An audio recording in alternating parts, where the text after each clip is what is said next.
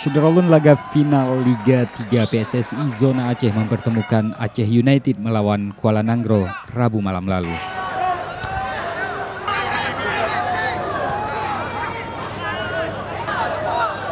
Bermain di Stadion Haji di Murtala Lampineng, Banda Aceh, dua tim ini memperebutkan tiket Liga 2 Zona Sumatera.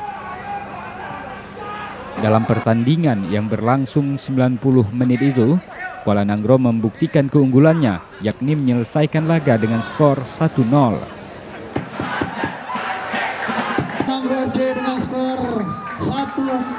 Gol sematawayang itu dicetak Syarif di menit ke-83. Kuala Nangro pun berhasil menjadi jawara dan berhak mendapatkan tiket ke Liga 2 Sumatera.